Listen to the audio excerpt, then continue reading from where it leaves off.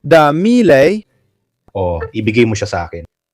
Sige, magandang gabi sa inyong lahat at welcome ulit sa Parabellum. Pinagpapasyahan namin kung kayo nga kumbaga. Iyan ay isang quiz. Ano nga ba ang pinag-uusapan natin bago tayo mag-live? Quiz, dahil hindi nyo kami kailanman matatalo. Bibigyan pa natin sila ng konting tulong. Oo, sige. Run. Sige, kahit isa pa. CJ. Madali lang talaga ang anino ng mandirigma Sige, tingnan natin sa huli kung may nandyan. na mayroong sinemang Hapones, sabihin na natin. Sa pangkalahatan, yan. Pero may mga sanggunian na binanggit ng isang kilalang Amerikanong direktor. Oh. Mas madali ito. Sige na, huwag mong sagutin ng mali ito.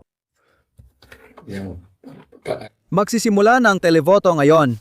Magsisimula na ang televoto, oo. Sige, ayan, heto na tayo. Heto na tayo. Sige, unang paksa sa parada. Ang parada kung saan nag-enjoy akong ilagay ang mga pagkakamali. Tingnan din natin. Ayan. Ipunin nyo lahat ng mga pagkakamali at sabihin nyo sa akin kung ano mga operating system ang mga yun. Kasi ang iba madali, ang iba hindi masyado. Katulad nito. Ang Guru Meditation. Tingnan natin kung sino ang makakita nito.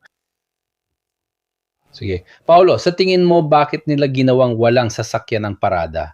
Gamit lang video at BP. Dahil ibang paraan nito ng komunikasyon sa loob, di ba? Ang pagpili ng mga video.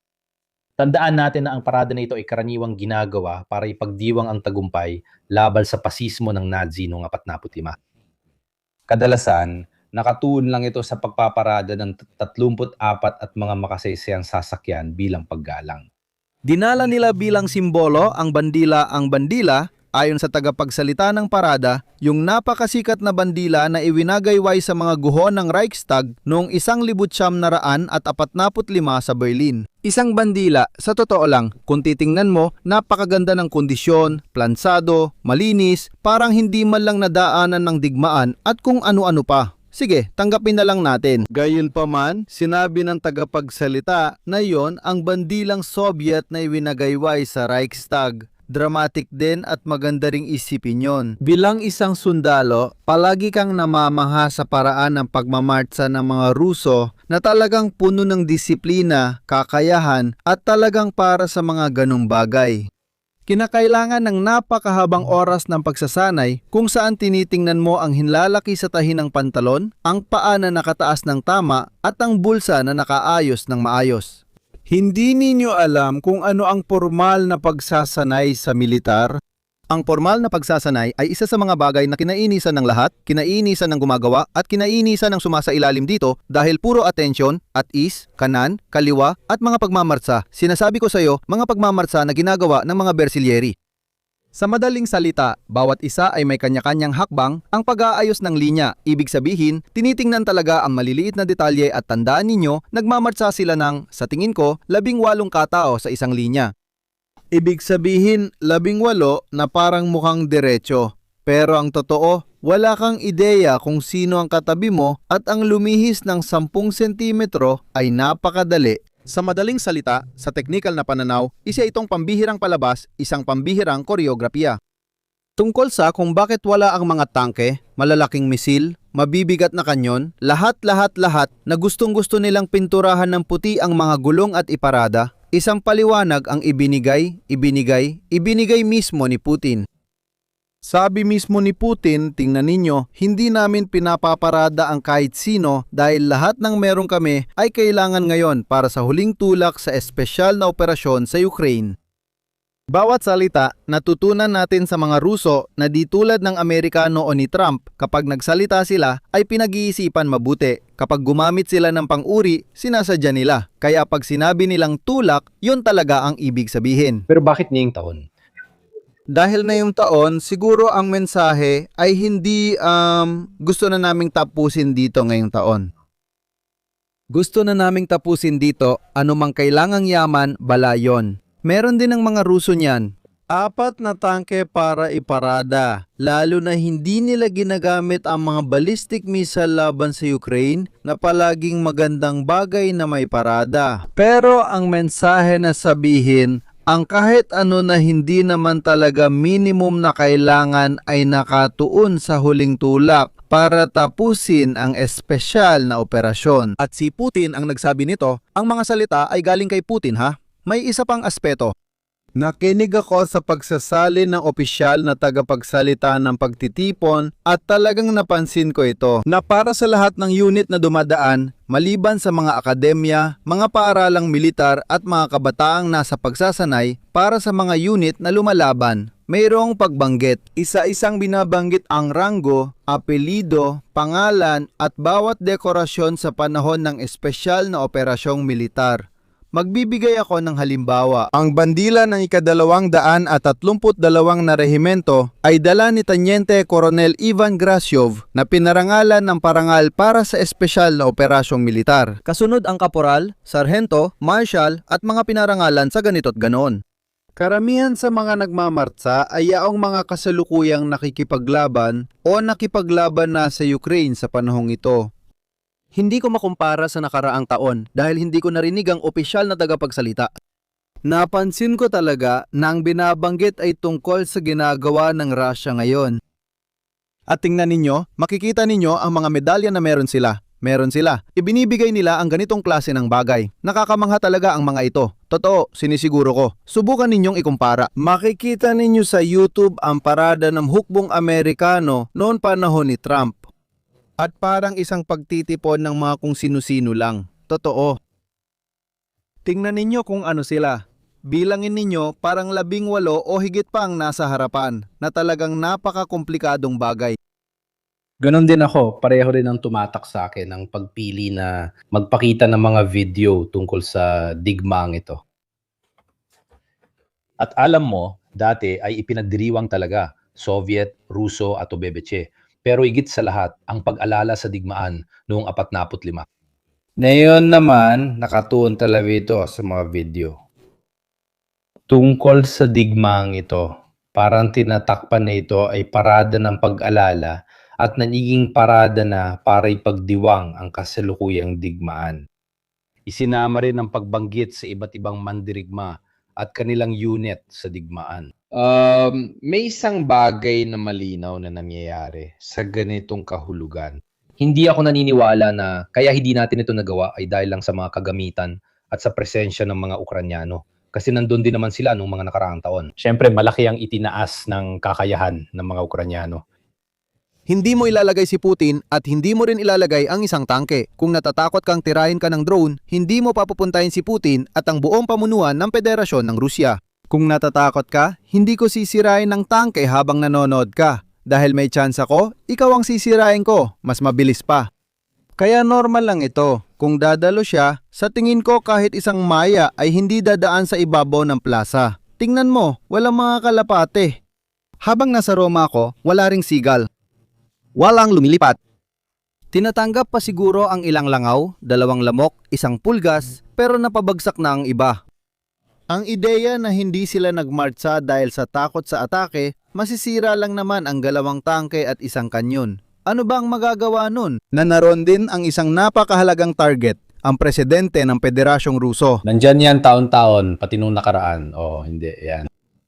Kailangan ding ulitin ng malakas kung ano ang iniisip mo. Hindi. Pero tama ka nung sinabi mong ang mga ganitong pagkakataon. Tingnan ninyo ang mga larawan na lumalabas na yon. Isang opisyal yan na may hawak ng 2 bandila na nakikita ninyo. Mayroong ugnayan sa pagitan ng naging Red Army at ng ginagawa ngayon ng Russian Army.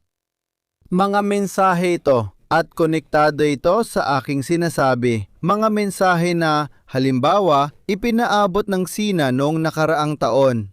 Sa isang parada na ibang-iba ang antas. Doon, ang mensahe ay ipakita na ang agwat ng teknolohiya na iniisip ninyong meron sa pagitan namin at ng Estados Unidos ay hindi naman talaga ganoon kalalim gaya ng iniisip ninyo. Ito pa lang ang ipinapakita namin. Nagugulat na kayo. Paano pa kaya kung malaman ninyo ang hindi pa namin pinapakita? At ito ay napakalinaw. Sa mga Chino, ipinakita nilang digaya ng mga nakaraang taon. Lahat ng gamit ay gawa na nila mismo at wala nang bahagi mula Soviet Union. Tama. Nakita ko si Xi Jinping na nakasuot ng uniforme ng panahon ni Mao. Naalala niyo ba? Hindi siya naka-Amerikana at kurbata noon. Si Xi Jinping ay laging naka-Amerikana at kurbata. Kahit pajama niya, parang naka-Amerikana at kurbata. Cioè, comodissimo quando si dorme. Ang ibig kong sabihin, napakagwapo niya at maayos ang bihis. Con la tenuta. Bakit? Kasi si Mao sa Roma ay tungkol sa pagbabago ng Tsina. Xi Jinping ha fatto Baguhin ang konstitusyon ng Republika ang Bayan upang alisin ang limitasyon ng 2 termino sa pagkapangulo. Kaya't ipinapakita niya ang sarili bilang si Mao, bersyong 2, at para ipakita ang pagpapatuloy kay Dakilang Timonel, siya, ang isa pang Dakilang Timonel, ay nagbibihis tulad niya. Ang mga bagay na ito, pati na rin ang mga hindi direktang mensahe, ay naunawaan at napapansin. Ganon din ang nangyayari sa Red Square tuwing Mayo. Isa itong mensahe kung saan sinasabi ng Rusya na gusto naming tapusin ang digmaang ito ngayong taon. Mali ang translation natin dito. Isinalin natin ito sa pag-aakalang gusto nating tapusin ito, kaya ngayon naghahanap tayo ng kompromiso at tigil putukan. Sa pakikinig sa buong talumpati ni Putin, ang ideya niya ay gusto nating tapusin ito. Dahil kaya nating manalo ngayong taon. Iyan ang ideya ni Putin, hindi naman ibig sabihin na ganoon talaga, pero kumbinsido siya na ganoon nga. Kumbinsido siya na ganoon nga. Itong malaking pagbubukas na ito, Diyos ko, wala silang mga tangke at humihingi sila ng kapayapaan, medyo pilit ang pagbasa sa menseng gustong iparating. Sa tingin ko, at pinatitibay ito ng sinasabi ni Putin, walang mga kagamitan dahil lahat ay para sa huling pagsisikap. Ang huling pagsisikap ay patungo sa tagumpay na iniisip nila sa kanilang mga kondisyon, hindi sa atin. Pero noong nakaraang taon yon, kahit tatiyak na mas marami silang ginastos na mga yaman kaysa ngayon. Ibig sabihin, mula sa pananaw ng opensiba, noong 2004-2025, nagdaos pa rin sila ng engrandeng parada. Isa itong pagpapakita ng lakas. Ngayon naman, mas parang pagpapakita ito ng pagtitipid. Ang tanong, ito ba isang desisyon o talaga may hirap silang nararanasan o kombinasyon ng 2 bagay? Pakinggan mo, kahit na nahihirapan sila, makakahanap ka pa rin ng 40 tangke at 10 kanyon sa Federasyon ng Rusya. Makasaysayan din o mga yon, hindi ba? Ang ideya ay magandang pagpapakintab at muling pagpipinta at ayos na. Hindi. Ibig sabihin, kasi wala silang 40 truck. Yun hindi. Yun ay isang pananaw lang. At saka sinasabi ko, sa reserba nila, may nakareserba sila na hindi pa nila nagagamit sa harapan. Napag-usapan na natin ito na madalas. Yung lugar na yon, sa totoo lang, yung buffer zone na yon, sinadyaman o hindi, nabuo yan sa paglipas ng mga taon at may lawak na mga 40 hanggang 50 kilometro. Kung gusto mo lang magbisikleta sa gitna, may darating na drone at papatagin ka. At napigilan lahat ng operasyong nakabaluti sa magkabilang panig. Pansinin na kahit ang mga Ukranyano ay hindi na humihingi ng bilyon-bilyong tangke kahit kailangan nila ito. Kung ibibigay mo, tatanggapin nila. Pero hindi na yon ang mahalaga sa kanila. Hindi na yon ang dating sigaw na kailangan nila ang mga Leopard o Abrams na noon ay kailangan pa nila 2 o 3 taon na ang nakalipas. Dahil sa simpleng dahilan na ang digmaan ay nagbago na sa buong harapan. Sa isang lugar na parang lupang walang kontrol ng alinmang panig kung saan nakamamatay maglakad-lakad, paano pa kaya kung may tangke ka? Salamat. Ito lang ang nadiisang parada ng ika-9 ng Mayo sa Russia na walang sasakyan at sigurado akong labis na nadismaya ang mga Ruso. Oo, ang mga Ruso. Ipinuslit niya ako kung saan-saan dito. Makikita mo, sinabi naman ni Putin sa kanya, ipinaliwanag naman ni Putin sa kanya, pero bakit? Isang kahihiyan para sa kanya na magparada sa estilo ng malalaking parada. Nagpapakita ito ng senyales ng pagbabago. Kung paulit-ulit ang ginagawa mo, ibig sabihin walang pagbabago mula noong nakaraang taon. Kailangan ding sabihin na ang mga mamamayan ng Federasyon ng Rusya may pagkasuya na rin sila sa digmaang ito. Kasi sa totoo lang, kahit papaano, nararamdaman na nila ang pagkamatay ng mga kapamilya, ang mga paghihirap, nagsisimula na nilang maramdaman ang lahat ng ito. Magbigay ng senyales ng pagbabago sa pagsasabing, tingnan, nasa huling tulak na tayo, kaya wala nang natitira. Sinasabi mo, okay, kung malapit na sa katapusan, ayos lang. Kung uulitin mo lang ang ginawa mo nung nakaraan, walang pagbabago. Sa halip, kahit ang mga simbolo ay may sariling kahalagahan. Parang sinasabi natin magtipid tayo. Maghigpit tayo ng sinturon dahil malapit na tayo sa finish line. Naiintindihan natin ito at gusto nating ipakita. Ipinapakita namin sa inyo ang mga bayani na nagbigay daan para makarating tayo dito. Pinapadaan ang mga veterano ng espesyal na operasyon kasama ang kanilang mga medalya at binabanggit ang kanilang pangalan. Doon dumadaan ang galit ng Diyos ng mga Kristiyano. Hindi madaling banggitin ang mga pangalan ng mga taong kasama sa pinagsamang batalyon. Kung ginawa nila ito noong nakaraang taon na 4 na beses ang dami ng nagmarch sa kaysa ngayon, hindi sila matatapos sa pagbanggit ng mga pangalan at apelido. Sa pagkakataong ito, sinabi nilang ipapakita nila kung sino ang lumaban at lumalaban sa espesyal na operasyon. Yung iba na wala dito ay dahil abala pa sila o patuloy pa ring abala doon. Iyan ang mensahe. Para sa huling tulak, totoo man o hindi, ibang usapan na iyon.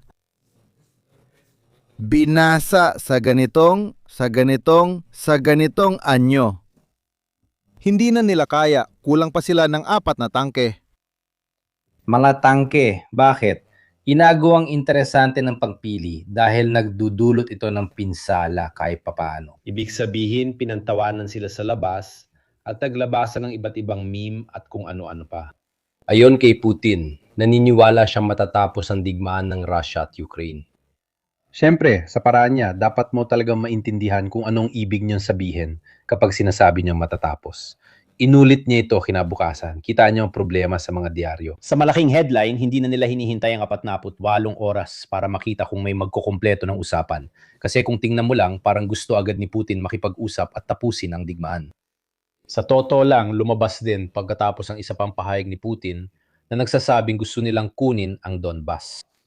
Ibig sabihin, matatapos ito kapag nakuha na nilang minimum nilang layunin na yon, ang pagkuha sa Donbas. Na malaking pagkakaiba yon sa sinasabing matatapos na. Kung matatapos ba nila ito sa pamamagitan ng militar, hindi ko alam. Ayan, kung magagawa nila ito sa pamamagitan ng militar. Mayroon akong ilang pagdududa. Sa totoo lang, medyo sobra pa. Pero militar lang ang solusyon sa digmaan. At baka ito na ang tamang panahon para makipagkasundo. Sabihin na lang natin ganon. Bibigyan kita ng isang bagay mula sa akin. Bibigyan mo rin ako ng isang bagay mula sa iyo. Mga ganong bagay. Sa ngayon, nasa Beijing ang presidente ng Estados Unidos. Dinala niya lahat ng kailangan niya. Kalahati ng kapalaran ng Wall Street para makipagnegosyo, pero iyon ay reserba lang. Sigurado dito, yung 1,214 magnate na dinala niya ay gagawa ng negosyo. Kung may political na problema, pwede yang sabihin, oo, sige mga kaibigan. Wala tayong natapos, pero nagdala tayo ng mga kontrata para sa $1 trillion, kaya hindi masasabi na walang silbi ang biyahe. Pero kung magdadala ka ng 14 na delegado na gano'n ang antas, ibig sabihin ay may matindi kang takot na ang tanging bagay na maiuwi mo ay ang pagbebenta ng ilang eroplano o ilang transaksyon. Ang problema ay kung anong political na dala mo dahil naniniwala akong si Trump, maliban sa mga nabasa ko sa balita, ay hindi pa nasusukat. Hindi namin kailangan ng kahit ano. Pinatag na namin ang Iran para sa mga bata. Si Mike Rogato ay magbibigay ng kumpirmasyon? Hindi. Ma non è qui, però Nasa sukat na kama, politiko porti, sa tingin ko si Trump. non so come. Doon sa mga pahayag na nabasa ko sa telebisyon, medyo pinapalampas ko muna pagdating sa tungkol sa Ukraine, tungkol sa Ukraina. Kaunti na lang ang binibigay ko sa kanila at patuloy ko pang binabawasan ang suporta ko sa kanila. Nandyan lang ang mga Europeo, kaya maaaring isipin ni Putin na ito na ang daan patungo sa pagtatapos. At bakit ganon? Kung iniisip niyang makuha sa labanan ang hindi pa niya nakakamit, naubusan na siya ng kakayahan. Kasi naniniwala ako. Andare di forza dove non è arrivato oggi, credo che Doon, mga pahayag sa balita, hindi nasusukat. Ang problema ay usaping politikal. Sa tingin ko ay medyo nataligtas sa gitna ni Putin na si Marco Baroncini ang nagtatanong. Ipapaliwanag ko ito ng mas maayos dahil tinatanong niya kung napag-usapan namin ang tagumbanta.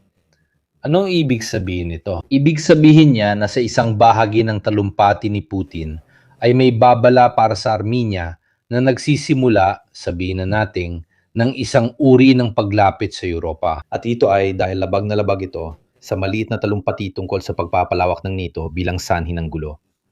At talagang labag ito sa halip. Kami dito sa channel na ito ay sabihin na nating matagal nang ipinaglalaban ito. Ibig sabihin, hindi ito usapin ng pagiging malapit. Iyong kwento tungkol sa mga missile na nakapwesto sa Ukraine. Parang sa isang nuclear exchange, may pagkakaiba kung ang missile ay galing Germany o Ukraine. Pareho lang kayong napapaputok, walang pagbabago. Gusto niyo ng comparison? May nuclear na ang mga Ruso sa Kaliningrad noon pa, pero hindi naman tayo masyadong nag-aalala. Gayunpaman, kaya nilang bumbayin ng Berlin sa loob ng mga 2 minuto. Mas mabilis pa kaysa sakay ng mga Amerikano mula Germany na bumbay ng Moscow. Di dove sono i missili. Sa tingin ko ay hindi naman talaga usapin ng kultura o porti. Dahil naniniwala ako na lampas pa sa mga pahayag, ito ay sinusukat. Ito ay usaping politikal. Naniniwala ako na lampas pa sa mga pahayag na nabasa ko ngayon sa balita. Hindi sinusukat. Ang problema ay sa mga pahayag na narinig ko sa balita.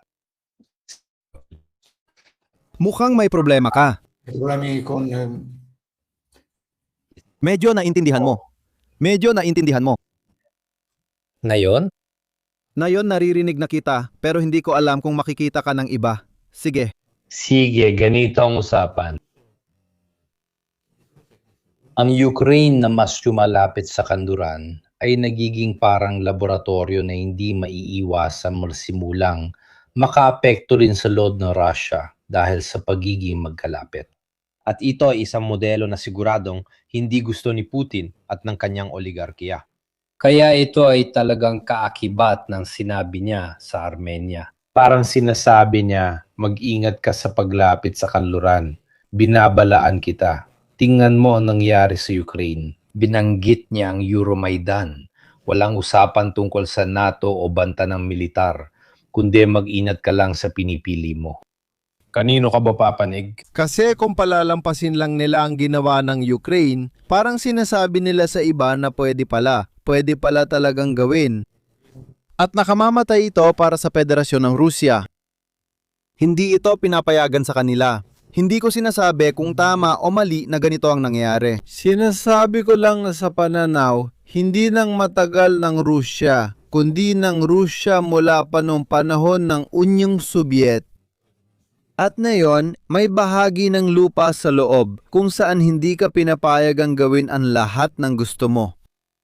At ang desisyon na pumunta pa nga sa kampo ng kalaban na hindi naman talaga isyong ideolohikal, kundi talagang usapin ng hindi direktang pag-atake. Tama ang sinabi ni Mirko, katulad dito ng kanlurang Berlin. Ang kanlurang bahagi ng Berlin ay mas makislap, mas puno ng lahat.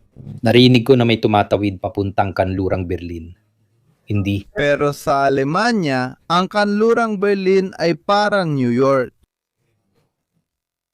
Bakit? Kasi kahit sumilip lang sa bintana ang isang Aleman, makikita na niya ang mundo ng kanluran.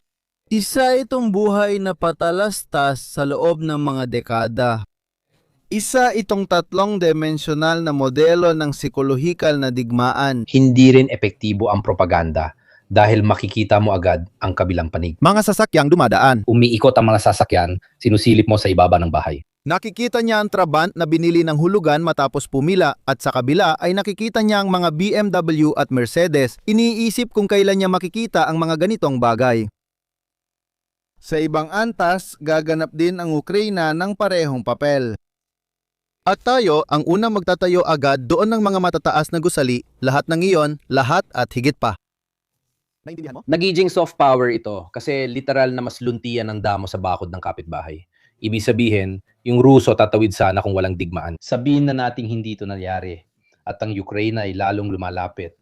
Kaya may mga pamumuhunan at TBP. Yung Ruso na tatawid papasok sa Ukraina, sa loob ng 20 taon makakakita siya ng isang bansang mas maganda pagdating sa kaginhawaan, sa welfare kumpara sa Russia.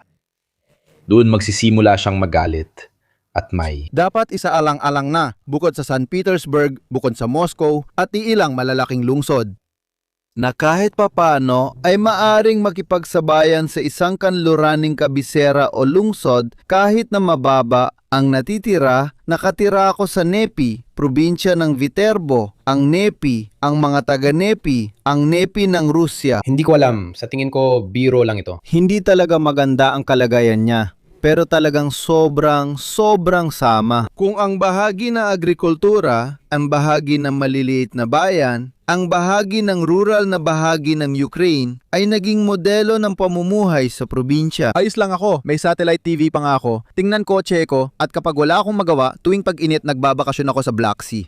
At ikaw, ang banyo mo nasa labas pa ng bahay. Kung maswerte ka, pagdudugdung-dugdungin mo ang mga bagay at tinitingnan mo yung namamahala sa lahat. Sinasabi mo, bakit kaya ganon? Ako pareho pa rin ang banyo ko, siya nandun na, pero ikaw pa rin lagi ang nasusunod. Lumalabas din ang mga ganitong bagay sa dulo. Rusya. Bianca, hindi ko tinutukoy ang Rusya, yung nasa kaloob-loobang Rusya, yung Siberia, ibang mundo yon. Pero may bahagi ng Rusya na rural at halos tawagin na nating nasa European side na baka pwede pa. at sinubukan nila, 'di ba? Yung usapan tungkol sa Maidan ay nagsimula talaga mula sa tinanggap natin ang alok ng Russia na itali tayo sa kanila sa pamamagitan ng kalakalan, pero may patibong pala. Alam ng Russia na hindi kayang bayaran ng Ukraine ang gas. Kaya siguradong malulubog sila sa utang. At dahil sa pagkakautang, mas lalong magkakaroon ng kontrol ang Russia sa politika, gaya ng ginagawa nila ngayon sa Moldova, pamamaraan ng pamimilit. Pero pinili ng mga tao na lumapit sa kanluran. Siguradong ang modelo ng kanluran na aabutin pa ng 20 o 30 taon bago maipatupad sa Ukraine. Sa tingin ko, hindi na rin ito makikita ni Putin habang nabubuhay siya kung tutuusin. Aminin ko rin na ang modelo natin sa kanluran, bukod sa ganda at kislap ng yaman na ipinapakita nito, may mga problema rin naman ito. Ang mga problemang ito ay sinabi mismo ng Pangulo ng Estados Unidos, hindi ako. Kapag nagrereklamo siya, sinasabi niya, mga bata, dito walang pabrika, walang trabaho, kailangan nating ibalik ang mga lugar na may hanap buhay. Totoo na mayroon tayong artificial intelligence, totoo na mayroon tayong iTech, totoo na mayroon tayong hukbo. Ito ang pinakamalakas sa mundo, pero ulang ang mga pumapasok sa trabaho at namumuhay ng normal tuwing umaga. At siya ang Pangulo, ang pinuno ng pinakakapitalistang bahagi ng mundo. Kaya ang modelo natin ay hindi naman, Pero decision mo yon hindi dahil napulta ka ron dahil sa bagsak na ekonomiya, kundi pinili mo talaga. ayan, hindi rin ako nag-aalok ng kapitalistang pag-unlad. Hindi rin ako komunista o miyembro ng alinman doon. Ang modelo natin, kapag walang patakaran, ay walang mga patakaran. At ayon sa ilan, wala na ring takot sa kakumpetensya, ayon sa iba. May mga may akda na dahil sa oras, dahil sa mga gamot, hindi ko na maalala. Pero may mga may akda na nagsasabi na ang Soviet ay hindi ganoon.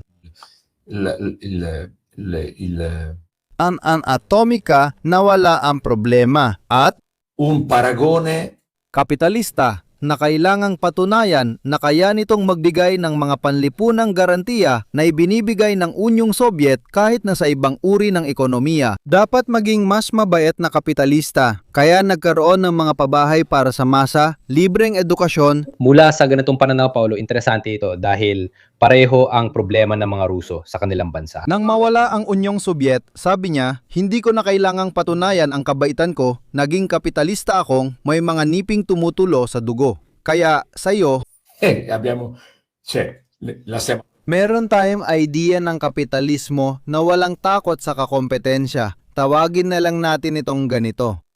Kung baliktarin natin ang sitwasyon, maaari mukhang makinang ang modelong kapitalista, sigurado, lalo na kung titingnan sa Ukraina, talagang kumikislap pa nga. Kapag naranasan mo ito ng 20, 30, 40 taon, marami ang mabibigo sa kanilang mga unang inaasahan. Sa totoo, sobrang dysfunctional ng pundasyong ito. Si Putin ay ayaw ring sumugal na sabihin, sige, tingnan nyo, baka may mabuti rin kami. Hindi, ayaw niyang isugal yon. At naiintindihan ko mula sa kanyang pananaw. Hindi, kasi kung walang kalaban, walang nagtutulak sa'yo. Kaya rin madalas pumalpak ang modelong ito. Minsan natutulak ka, pero hindi yon hadlang sa pagbabago. Walang motibasyon para sabihin gusto kong gumawa ng mas maganda. Kasi pareho lang ang sahod. Tingnan mo, Tingnan ninyo, kami ang nasa unahan sa Cold War laban sa Warsaw Pact na nasa kabila.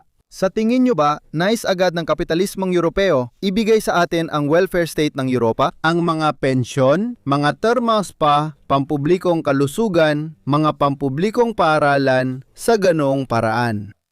Isa itong paraan para sabihin, tingnan nyo, pwedeng mabuhay sa isang kapitalista at liberal na mundo mula sa pananaw ng ekonomiya at magkaroon ng marangal na buhay. Hindi mo kailangang maging komunista para magpatingin sa doktor ng libre o makapag-aral sa universidad.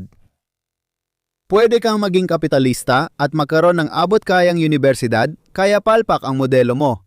Tapos na, sa Italia, sinasabi ng welfare na hindi na kailangang panatilihin pa ang welfare dahil wala nang natitira at wala na tayong dapat patunayan.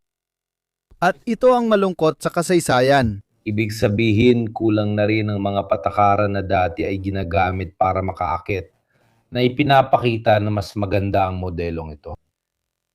Ayan, sabi nga ni Stefano Pizzin. Sabi ni Stefano Pizzin, sa kanluran may mga sosyal demokrasya. Ayan, ang mga sosyal demokrasya ay ang kapitalista at makataong sagot sa purong sosyalistang modelo, kung saan tayong lahat ay pantay-pantay. Ang ekonomiyang kontrolado ng Estado. Papunta ron, isang pahabol na iiwan ko sa inyo, doon tayo patungo sa usaping, basahin ninyong mabuti yung sinasabi ni Musk, ni Peter Thiel at ng mga taong ito. Pagkatapos, sabihin kung may malaking pagkakaiba ang ekonomiyang kontrolado mula itaas tulad ng 5 taong plano ng Unyong Soviet o Tsina. Lahat ay pipiliin ng isang elite na grupo ng mga tao na magpapasya para sa lahat at magsasabi kung ano ang mga dapat gawin. Mga kaibigan, ito ang mga bagay na dapat gawin. Ito ay Il modello economico. ang komunista na dumaan sa mga lider ng artipisyal na intelihensya. Kawili-wili, di ba? Isang panonoo ito ay Dumating na ang kasosyo, turbokapitalismo, basta kumita kahit ilipat pa ang pabrika sa ibang panig ng mundo. At nakita natin ito sa nakaraang 30 taon, ang sistematikong paglipat ng mga pabrika palabas at pagbuwag basta't may kita. Ayan, tinulak ng kabalitarang modelo ang modelong yon para ipakitang mas magaling ito na buksan ang mga kulungan. Può fare solo Purong kapitalismo.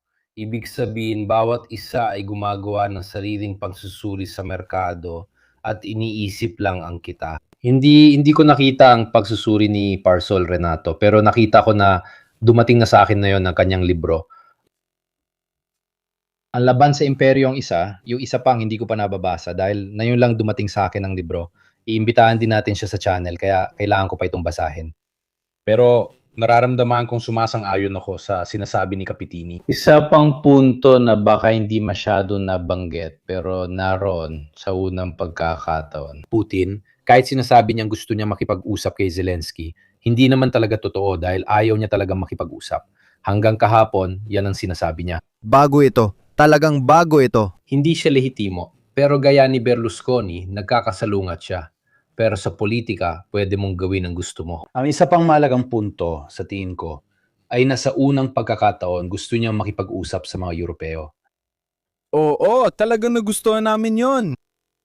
Habang natutulog kami, tumawag siya at gusto ko siyang kausapin. Sabi niya, sino sasagot? Sabi ko, ako na. Sabi pa niya, isuot mo pantalon at kurbata mo.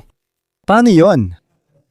Ano ang dahilan ng pagbabagong ito na bigla na lang ang kausap na maingat na sinusubukang kausapin ni Putin ay hindi na Amerika, kundi Europa na? Sa tingin ko, ito ay palaging sa estilong Ruso. Pero tungkol ito sa pagkilala ng balanse. Sabi niya, sige na, dahil iniwan na sila ng mga Amerikano, binawasan ng mga Amerikano ang usapan at malaki ang ibinaba ng suporta at tulong nila sa Ukraine. Karamihan sa mga material at armas ay dumarating sa pamamagitan ng palitan. Bumibili tayo ng armas sa mga Amerikano at ibinibigay ito sa mga Ukranyano.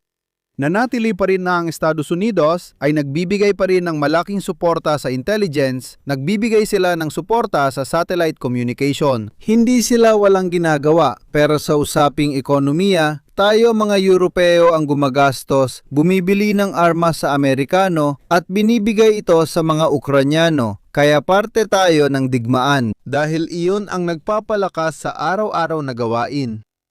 Dahil hindi na mga Amerikano ang pangunahing taga-suporta sa basbas sa tingin ko ng mga Amerikano, sinasabi ni Putin sa ating mga Europeo, o sige, dahil kayo ang nagpapatuloy ng labang ito, makipag-usap tayo sa inyo. May tamang tanong, ang sikat na 70 bilyon ng pagkawala ni Orban at Fico na napunta sa Russia, hindi siya sumali, kung hindi ako nagkakamali, sa parada. Pero pagkatapos noon ay agad siyang nagkaroon ng pag-uusap. Tapos ang kanyang mga kabayong Troyano para haranin ang mekanismo, di ba? Salamat. Sa loob nito ay may... Ang Europa na nagpapakita ng sarili. Sige, ang Europa, may sinabi tayong matalino. 2 araw bago namin nasabi yon. Pero sa huli sinabi ko, kung kailangan makipag-usap, kami ang pipili ng kinatawan namin. Isang bagay ang dapat isaalang-alang. Sa loob ng 5 taon ng digmaan, hindi kailanman nagtalaga ang Unyong Europeo ng ibang kinatawan na may tungkulin na gawin ang trabahong ito na magpakilala bilang siyang nakikipag-usap sa ngalan ng Unyong Europeo. Huwag nating ipadala si Kalas, pakiusap. Pwede rin, ipadala natin si Kalas. Tapos makita mo siya sa Siberia na wala na siya. Sa wakas, nandun na siya. Ipadala si Kalas kasi doon puputok ang digmaang nuklear at wala siyang pakiramdam sa ganito. Salamat, hindi naman sa wala siyang Solo che non capisce pakiramdam. Hindi, ibig kong sabihin, nagpapadala kami ng microjato, microwatt. Pahirap ito. Isa siyang zelota. Punta naman tayo sa bahagi ng mga bagay na hindi nangyayari sa field. Walang halos nangyayari. Ito ang pinakahuling dokumento na medyo detalyado tungkol sa digmaang ubusan sa Ukraine. Kung titingnan din natin ang mga animasyon ng frontline nitong huling halos 2 buwan at kalahati, sabihin na natin, pasensya na, 5 buwan at kalahati, nasa 13 tayo. Hindi ko pa nakita ang ganitong kabagalan ng frontline mula nung katapusan ng 2022. Ibig sabihin kumpara sa 2023, 24, 25 na maraming pagbabago. Para bigyan kayo ng ideya, ito ang animasyon ng Donbas mula Enero 1, 2026 hanggang ngayon. Mula sa front ng Liman hanggang halos sa front ng Orihiv. Para magbigay ng ideya, nandiyan ang Kostiantynivka, nandiyan ang Pokrovsk at iba pa. Ito ang galaw ng front sa nakaraang 5 buwan na halos hindi napapansin. Maliban na lang sa front na kung titingnan mo ay papunta sa Sloviansk, Kramatorsk. Iyon lang ang tanging gumagalaw. Talagang kaunti lang, sa totoo lang, kung gagawa ka ng balanse sa pagitan ng nawala nila sa front ng Zaporizhia at ng nawala sa kabila. Bahagya lang silang positibo pero halos wala rin. Kaya napakabagal talaga. Hindi ko lang sinasabi ito, kayo na mismo ang tumingin. Nilagay ko ng lista, nilalagay ko pa sa chat ng mga sundalong Ruso at Russian military bloggers. Kahit yung mga pinaka-positibo, sabihin na natin, sinasabi nila na sa pinakamagandang kaso siguro sa taglagas ng 2026 na para sa akin ay masyado pang optimistiko, baka malapit na tayo sa Kramatorsk, Sloviansk, na kung tutuusin, isipin mong nasa dulo na tayo ng 2026 taon ng digmaan, hindi ito bagay na dapat ipagmalaki o ipagdiwang. Kaya meron ding galitong objetibong hirap na harapin ang realidad sa larangan, na literal na nakatigil. Nakamuti ka, Paolo. At saka, kailangan nating tandaan na ang pagsakop sa Donbas ay kumakatawan sa pisikal na aspeto para ipakita na nanalo tayo dito, pero hindi ito ang estratehikong layunin ng Russia. Ang estratehikong layunin ng Russia ay pareho pa rin ang nabanggit natin kanina, ang pigilan na ang Ukraine ay sa kahit anong paraan ay mapasama sa usaping yon kung saan idineklara ang digmaan. Salamat. Ang ideya ay palitan ng estado. Ibig sabihin, palitan ng kapangyarihan imbes na kontrolin lang ang network. At ito ang mahirap na bahagi. Marahil ang bahagi ng negosasyon ay ang makipag-usap. Hindi ko alam kung paano makipag-usap sa Europa na may pahintulot ng mga Amerikano ay kukunin ko ang Donbas o bahagi ng Donbas. Masaya ang magsasakang Ruso kahit namatay ang anak niya para sa isang pirasong lupa. Pero hindi yon ang dahilan kung bakit ako, Putin, ay pumasok sa digmaan. Pumasok ako sa digmaan dahil gusto kong ang bahaging ito ng mundo ay hindi mapasain nyo at wala ring mapasakin. Sa usaping ito, nagsisimula ng maging mahirap makipagnegosasyon. Si Putin ay tiyak na alam na ang pakikipag-usap sa Unyong Europeo na hindi isang bansa kundi isang kasunduang pang-estado ay hindi katulad ng pakikipag-usap sa Estados Unidos. Hindi ito tulad ng pakikipag-usap kay Biden o kay Trump. Nakikipag-usap ako sa isang tao na kapag sinabi niyang sige, tuloy na. Alam niya na kailangan niya makipag-usap sa isang kausap na lubang mahina, maging si Schroeder man o hindi, maging si Merkel man o hindi. Si Schroeder ay hindi niya gusto, hindi aksidente na gabi na ngayon. Sinabi niya, nandito si Schroeder. Dahil hanggang 2022 si Schroeder ay nagtatrabaho para sa Rosneft. Ginawa niya ito para makatipid ng oras, sabi ni Schroeder. Malapit na siya, kailangan ko lang ipaalala sa'yo at kakausapin ko siya. Ginawa niya yon para sa kaginhawahan at makatipid sa pamasahe. Ayan, sabihin natin, sino man ang mapili bilang kinatawan para makipag-usap para kanino? Ibig sabihin, para kanino? Naiintindihan niyo ang iba't ibang interes ng bawat estado laban sa Federasyong Ruso. Ang Hungary ay nabubuhay sa gas mula sa Russia, ang Czech Republic halos ganon din, ang Germany. Kung sasabihin nila, tingnan mo, bubuksan ulit namin ang mga tubo ng gas. Ibig sabihin, gagawin kang Kaiser. Ang mga Pranses hindi, kami hindi namin alam. Ibig sabihin, naging parang federasyon na ng mga negosasyon sa Europa kumpara sa Federasyong Ruso. Na baka pumayag din ang mga Ruso sa proyektong maglagay ng gobyerno na hindi pro-Ruso pero hindi rin pro-Europeo. Isa itong estado na nakikipagkalakalan sa magkabilang panig habang nananatiling kalmado. Kunti dito, kunti doon, at tinitingnan ang resulta. Dahil yon ang tunay na layunin, hindi ang Donbas. Ang pagbubukas sa Europa ay nangangahulugan ng pagbubukas sa isang taong likas na mahina dahil wala siyang representasyong pampulitika. Napakasimple lang.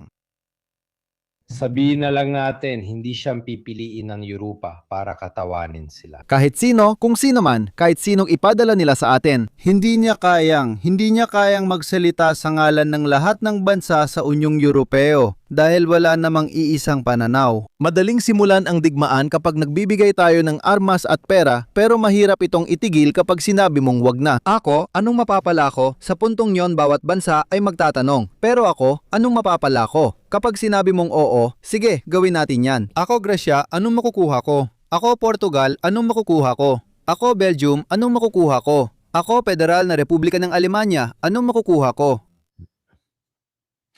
Pero hindi siya sikat sa Alemanya. Sa Alemanya, talagang kinasusuklaman si Schroeder. Pero hindi talaga si Schroeder, si Schroeder. Kasunduan ng kapayapaan na pabor lahat sa mga Polish at kailan ba napapaboran ang mga Hungarian? At halimbawa, ang mga Czech. Pagkatapos, muling lumilitaw at umaangat ang matagal na mga alitan sa loob ng Europa.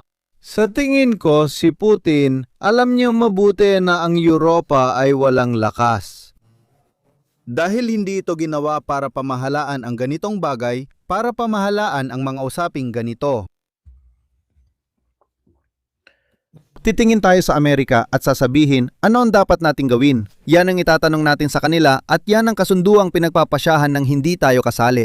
Ikaw ang kumausap sa mga Europeo dahil kapag hindi nila alam ang gagawin, tatawag sila sa amin sa Washington para magtanong. Sasabihin namin ang dapat gawin at susundin nila yon. May option din na pang-akit lang. Sinasabi ko si Schroeder, sinasabi rin nila. Pero kailanman hindi mo siya binayaran hanggang kahapon. Pero hindi. Uulitin ko, kahit si Carlo Magno o Emperador Augusto pa ang dumating. Mga importanteng personalidad tulad ni Bonifacio, ikawalo siya. Pero ngayon, hindi na kilala ang iba. Ang hari ng araw naman, ipinagkatiwala sa Europa. Ayos lang din kung may presensya ng mga dakilang bucolic. Walang sinumang kayang kumatawan ng mag-isa. Walang bagay na kayang katawanin ng iisang tao lang. Kapag may kailangang pag-usapan, ang punong ministro na si Macron ang ipinapadala at ang kanselyer ng Alemanya ang nagsasalita para sa Alemanya. Ito ang antas ng usapan, ito ang antas. Ipakikita ko sa iyo ng kaunti ang iniisip ng militar. Blogger mula kay Ribar, salamat.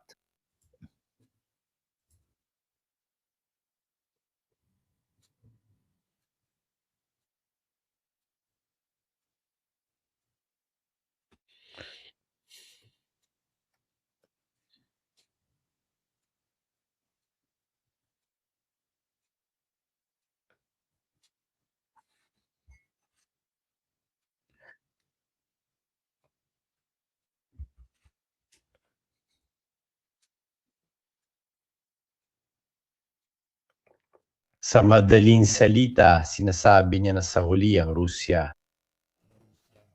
Kahit na ang Rusya, ang hukbong Ruso ay sa teorya makakuha ng ilang posisyon sa kahabaan ng pambansang hangganan, wala pa rin magbabago sa mga lugar sa likuran. Sa dulo ng mga artikulong ito, sinasabi niya, ito ang sabi ni Ribar, wala nang pangsalakay ng mga mekanisadong tangke. Ang mga long range ng Ukraine ay hindi mapipigilan dahil ang Rusya ay walang air defense sa buong teritoryo. Kahit na magpatuloy ang mga Ruso sa digmaan para makausad, wala rin magbabago. Dahil hindi naman nagkakaiba kung umabante ka ng 20 kilometer o matras ng 20, walang nababago, ganun lang yon. Isa pang propagandista ng Rusya, si Mikhail Zvinchuk, ay nagsabi maginhawang dahilan para sa mga Ruso ang pagsisi sa mga kapitbahay. Ngunit hindi ito totoo. Sabi niya, dapat tanggapin ng mga Ruso na kayanan ng Ukraine magpalipad ng drone sa malalayong distansya. At ditong mga araw na ito, pinag-uusapan na nakita pa raw ang mga drone ng Ukraine hanggang sa Ural. Ito ay isang video ng drone ng Ukraine na nasa 1,600 milya ang layo sa sukat. Ang mga nangyayari sa pagitan ng mga Amerikano at Iran. Pwede mong gugulin ang susunod na 25 taon na nagpapalitan ng pagpapadala ng drone ng mga Ruso sa Ukraine at ang mga Ukrainian sa Russia. Hindi ito ang paraan para tapusin ito. Hindi ito gumagana. Paraan lang ito para panatilihin ang presyon. Yun lang. Hindi mo pwedeng isipin na ang pagbabago sa digmaan ay dahil lang sa pagpapadala ng mga Ruso ng mga misil at pagsira ng mga bagay-bagay. Nagpapadala ng drone ang mga Ukrainyano para sirain ang mga refineria, pero hindi yun ang punto. Ibig sabihin, hindi yon ang mapagpasyang salik sa labanan at nananatili pa rin ito. Parang kakaiba ang infantry na siyang bahagi ng hukbong lupa pero hindi sila makagalaw dahil sa mga drone. Kaya maaaring magpatuloy ang digmaang ito ng ganun lang sa mga susunod na taon, nagpapalipad ng 20 drone kada linggo laban sa isa't isa. At nandun ka lang, naghihintay ng bus papuntang Lviv at ikaw at Sa Lviv. Pero hindi magbabago, patuloy nitong ilalagay ang mga tao sa walang katapusang kawalang katiyakan. Pero yun ang hindi nila inaasahan. Akala nila madadala nilang digmaan sa Ukraine nang hindi sila maapektuhan. Ngayon na hindi umuusad ang frontline, ayaw na nilang isugal ang buhay ng tao. Walang panig ang gusto magsakripisyo. Nagkaroon ng bigla at mahina na pag-atake mula sa magkabilang panig. Mga 1 buwan at kalahati na ang lumipas, isa sa Liman at isa sa Pokros na parehong nagtapos ng masama. Sa Ukranya, lalo na sa batalyon ng Skala, pati sa Rusya, kakaunti lang ang nais magsugal ng buhay. Kaya ganito pa rin ang sitwasyon. Nagpapalipad lang ako ng drone laban sa iyo. Nagpapaligsahan tayo kung sino ang mas maraming mawawala gamit ang drone. Vedo che siano Mas pinipili ng mga Ruso ang mas malagang target tulad ng refinery dahil mas malaki ang epekto nito kaysa sa ordinaryong gusali. in Ukraine dahil karamihan ng tulong ay mula sa ibang bansa. Ang mga bodega ng paggawa ng drone ay marami, maliliit at magkakahiwalay, kaya mahirap tamaan ang ganitong industriya. Hindi natamaan ng mga Ukrainyano ang produksyon ng Gerbery drone, mga hango sa Shahed, dahil sobrang dami ng gawa ng mga Ruso. Hindi mga malaking warehouse ang nakakapigil sa malaking produksyon, napansin ko. Pero mga 7 hanggang 8 buwan na maraming militar, vloggers, pati na rin mga propagandistang Italiano ang nagsimulang magsabi.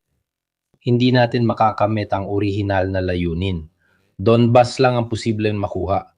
Pero kapag nakuha mo na, ano na pagkatapos? Kung hindi isang layunin. Hindi yon ang tinutumbok. Hindi yan ang pakay ni Putin.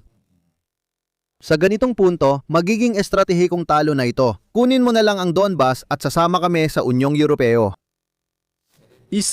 Isang pagkatalo na maihahambing sa matatanggap ni Trump kung matapos na ang mga pag-uusap na ito. Tama ang sinabi ni Ormuz. Sa amin ang Ormuz, sa amin na rin ang Pasdaran at pati na rin ang iba pang mga ayatollah. May nasira siyang ilang bagay pero naging kasiyahan pa rin ito. Ibig sabihin, naniniwala pa rin ako na iniisip ni Putin na posible pa ring abutin ang estratehikong layunin. Tama, yun ang sinabi natin sa simula ng programang ito na yun ay isang rehimen na kung hindi man kaibigan ay hindi rin naman kaaway. At naniniwala pa rin siya na yun, ang rehimeng ito ay maaaring kung mawawala ang suporta ng administrasyong Amerikano na ito. Nasa usapan din na hindi sigurado si Putin kung napaniwala niya ang administrasyon ni Trump na huwag suportahan ang gobyerno ng Ukraine. Pero paano mo nalaman yon? Ang susunod na administrasyon naman, kabaligtaran ng pananaw at magsisimula ulit ng malawakang tulong sa Ukraine laban sa Russia. Sobrang hindi balanse ang administrasyon ni Trump. Hindi lang siya mismo nalikas na hindi balanse, kundi pati ang mga galaw ng politika ng administrasyon ni Trump ay ganoon din. Oo, hindi balanse, kaya hindi nila nabibigyan ng kapanatagan ang mga Ruso. Na ang isang kasunduan na nagsasaad na ang Ukraine ay hindi na masyadong sinusuportahan ng Estados Unidos ay maaaring ipagpatuloy. Sa mga susunod na administrasyon, haharapin pa rin nila ang sitwasyon ng Ukraine gaya dati. Gusto nilang makita ito. Wala silang garantiya at umaasa sila sa mahinang punto. Maaring wala ang Europa ng lakas at hindi mali ang kanilang pagsusuri. Dahil wala ito, La struttura, Ang kakayahan na magbigay ng nakakaisang suporta sa mahabang panahon para sa matinding pagtutol laban sa Russia. ibig sabihin, sinabi nating magbigay ng 70 bilyon at mga armas dahil may digmaan pa. Pero sa harap ng posibilidad ng kapayapaan, sa tingin ko, magbubukas ito ng maraming pagkakaiba at mga eksepsyon na magpapahina ng husto sa kapangyarihan sa negosasyon ng Russia. At naniniwala rin akong doon siya umaasa. Kaya nga sa parada, sinabi niyang nakikita niya na malapit na ang solusyon. Hindi niya ito nakikita sa pamamagitan ng mga tangke at hindi rin niya ito nakikita sa pamamagitan ng mga drone, nakikita niya ito sa larangang ito. Nakikita ko na hindi na nila kayang gumawa ng kahit ano. Kasi kung ang mga unit ng Rubicon ng Rusya ay nagawa pang gumawa ng bago, na halos interdiksyon, hindi direktang taktikal na suporta gamit ang mga drone. Ngayon pati ang mga Ukranyano, ang mga autonomong sistemang ito, ay nakakakilala ng mga hugis at gumagalaw na sila ng sarili nila. Ngayon, nagsisimula na silang kumilos sa kahabaan ng kalsada na halos dumadaan sa Zaporizhia at umaabot hanggang Kherson at Crimea. Sa sariling paraan, gumagawa sila ng sobrang interdiksyon. Hindi natin pinag-uusapan ng FPV drone na literal na nanggugulo lang. Ito ang daan. Ito ay mga Russian na track na logistika na ngayon ay mahirap na rin maorganisa. Isa sa mga pinakamalit na aksyon, kahit isang simpleng gawain ay nagiging problema dahil meron kang lahat ng pinag-uusapan natin ang 100 at 60 kilometro pabalik. Ibig sabihin nakakapag-operate na ngayon ang mga drone.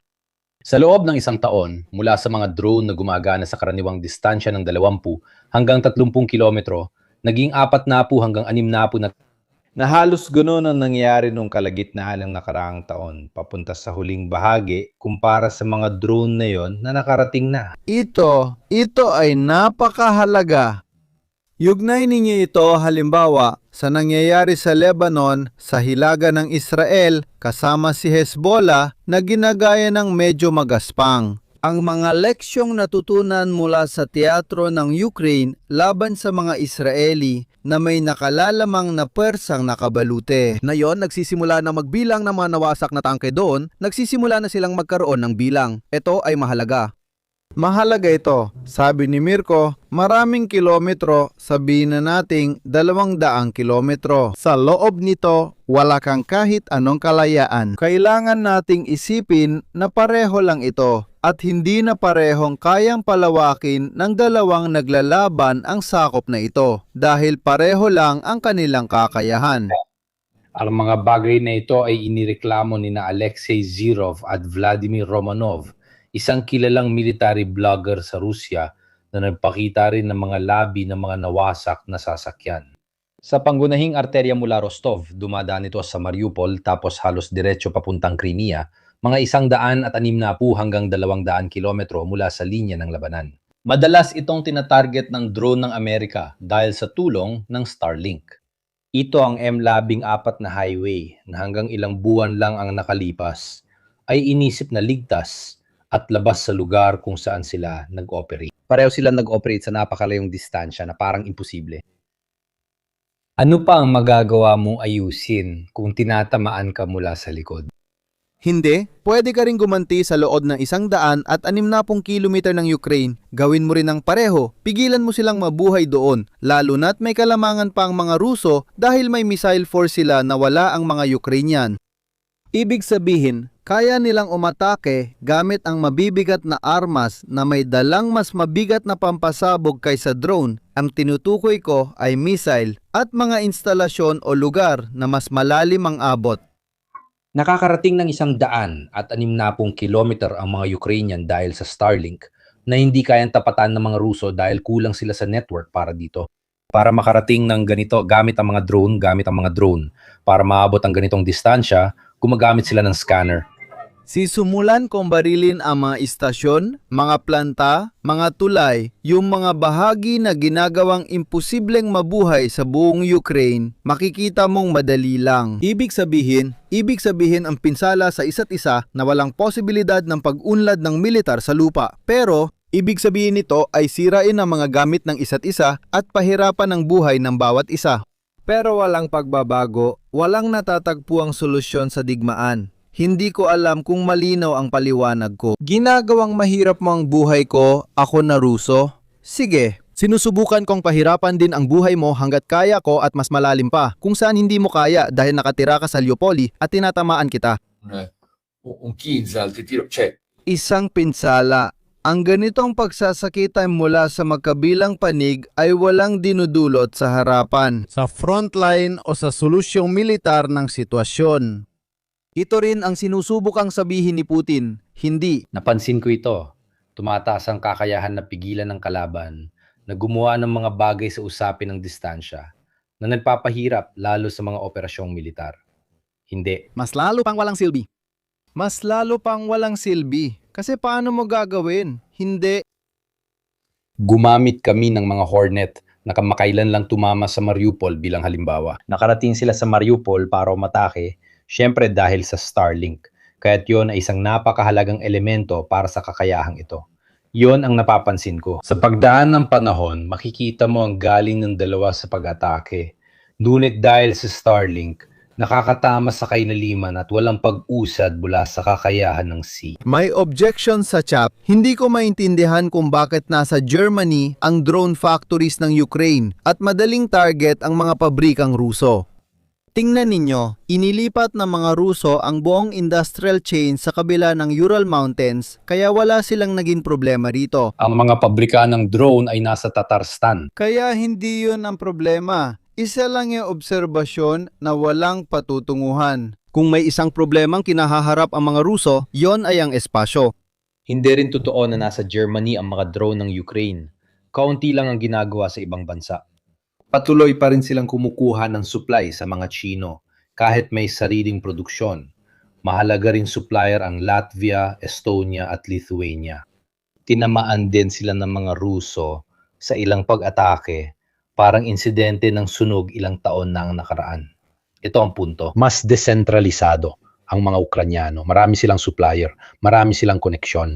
May bilateral silang ugnayan sa iba't ibang bansa, pero patuloy pa rin silang bumibili sa Chino. Ang mga Ruso naman ay nagsicentralize kahit malayo ang distansya. Pero, inulit ko, Ang paggamit ng mga drone sa magkabilang panig ay hindi mapagpasya. Kapag sinabi kong mapagpasya, hindi ibig sabihin na magbabago ang sitwasyon o susuko ang isa dahil lang sa mga drone. Sasabihin mong tama na, sobra na. Hindi ganun, hindi ito tulad ng sabihing sobra ang artilyerya. o Iyan ang pagkakamaling ginagawa ngayon ni Trump. May mga bagay na lumilipad at naghahagis ng bomba. Ang pambobomba noon ay gawa ng mga Amerikano, hindi lang mga drone. Kahit noon binagsakan ka ng mga bagay na di kaya ng drone, wala pa ring nagbago. Kasi sa huli, ang paggamit ng artilyera, pati na rin ang mga drone, pareho lang ang ginagawa nila. Pareho silang nagsisilbi bilang putok. Ang putok ang nagpapadali sa maniobra. Kung hindi ka makakagalaw, masasayang lang ang bala at puro pinsala lang ang mangyayari. Pero hindi mo nagagawa ang mga kondisyon para magawa yon na ang layunin ay baguhin ang balanse ng lakas at gawing talunan ang isa o parehong panig. Ang magbarilan mula sa magkabilang panig ng ilog ay hindi na talaga digmaan. Magbarilan lang mula sa magkabilang panig ng ilog. Nangyari na sa kasaysayan na hindi ito gumana. Natapos ang unang digmaang pandaigdig na nagkapatayan ang mga hukbo sa punto ng balanse na naging sanhi ng pagkatalo at tagumpay. Hindi ito dumaan sa linya ng harapan, kundi sa kalagayan ng panloob na harapan, sa ekonomiya, sa kakayahang suportahan ang mga tropa sa harapan, at sa kalagayan ng pamumuhay ng mga taong wala sa harapan. Tingnan ninyo kung paano ito gumagana. May malaking tagumpay sa unang digmaang pandaigdig. Ipinaalam sa mga unit ng Aleman na tapos na ang digmaan. Sinabihan sila sa harapan na noong 11 ng Nobyembre 11 natapos na ang digmaan. Sige, tara na at umuwi tayo, tara na. May isa pang problema, sabi ng ilan. Pero paano kung tamaan nilang mga pabrika ng mga ito, ng mga iyon? Karamihan sa mga unit ng Ukraine ay may sariling team ng tagabuo ng drone at inhinyero na gumagawa ng mga pagbabago ayon sa kailangan ng unit sa field, at literal na gumagawa ng mga drone para sa kanila. Pinag-uusapan natin dito sa antas ng batalyon o kahit sa mas maliit gaya ng kumpanya, minsan 2 o 3 lang nagtitipon gamit ang cable tie. Bakit? Dahil halos ogni unità al magkakagustuhan. Pareho sa supply-aturi ng drone. Kaya ito ay isang produksyon na talagang pira-piraso, hindi masyadong magkakatulad. Lalo na para sa mga Ukranyano, habang ang mga Ruso naman ay sinusubukang gawing magkakatulad ang lahat. At ginagawa ito sa mga pabrika at BP. Mahirap silang tamaan dahil minsan, ang mga drone ay binubuo mula sa iba't ibang piraso, tulad ng servo komando, baterya at iba pa. Sa isang maliit na bahay, 30 kilometro sa likod ng harapan. Dahil gusto ng unit na yon na gamitin sila bilang sandata, ikinakabit sa ibabaw tulad ng mga antena at mga ganitong bagay. Naging espesyal na gawain logistiko ito dahil bawat unit may sariling paraan, walang standard na proseso. Tingnan ninyo, ito ang mga tanong na tinatanong ng mga nag-aaral ng mga ganitong fenomena. Ginagawa namin ito ni Mirko para sa isang susunod na libro na ilalabas pa lang. Tapos si Mirko ang magpapaliwanag. Magpapaliwanag siya, tingnan ninyo, ito ay... Susulat kami ng libro kasama si Parabellum. At syempre, kasama rin dito si Capitini, Mia, Policieni, Barzali, ang Presidente Madalun, at iba pa. Hinati ito sa mga kabanata, lugar at pandaigdigang aspeto, kaya naroon din si Zara. Tingnan ninyo, tayo ay, at pagkatapos, ito ay naging isang modelo na ginamit para sa susunod na 20 taon, ibang usapan na yon. Ngayon, nakita natin sa simula ng digmaan na hindi na epektibo ang mga profesional na hukbo dahil kakaunti na sila. Sa panahong posible pa ang manyobra sa digmaan, ang isang maliit na profesional na hukbo ay nilalamon ng buhay. Kaya dapat munang bumuo ng profesional na hukbo sa pamumuno. Ang krisis ng mga puwersang nakabaluti, sabi niya, mayroon tayong mga puwersang nakabaluti, pareho silang dalawa, sa proporsyon pareho silang dalawa. Hindi. Proporsyonal, mas maraming mga puwersa nakabaluti ang Ukraine kaysa ibang bansang Europeo. Napigilan ng mga drone. Ngayon, ipinapakita ng mga drone na na-interdict nila ang napakalawak na bahagi ng larangan ng labanan, kaya halos hindi na ito matatawag na larangan ng labanan. Kung mag-oorganisa ka ngayon ng isang hukbo, kung ano man ang magiging kagamitan ko, kailangan mong simulan na isaalang-alang ang mga salik na tulad ng Starlink. Pribadong serbisyo ang Starlink, ito ang unang pagkakataon na ang isang pribadong individual ang nagbibigay sa isang estado na nasa digmaan ng mga kagamitan para labanan ang digmaang ito. Dahil pribado siya, pwede rin niyang sabihin, alam mo, bakit nga ba?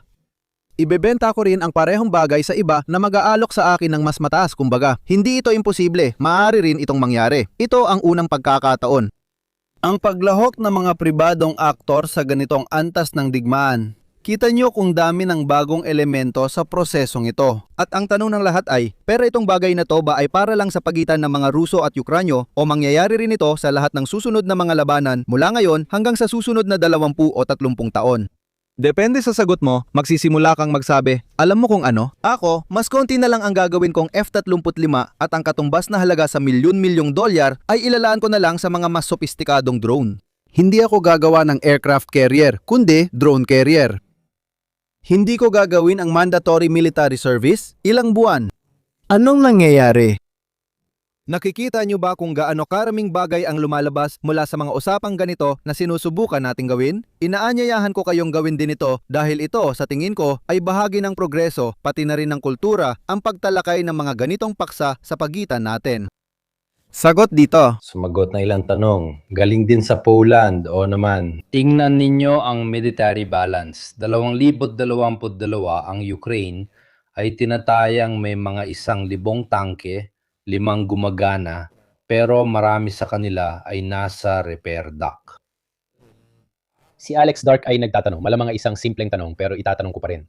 Ano ang pumipigil sa mga Ruso na magsagawa ng malawakan at tuloy-tuloy na kampanya ng pambobomba sa lahat ng infrastruktura ng mga lungsod sa Ukraine? Mababalik pa ba natin ang mga laban sa Lanzara?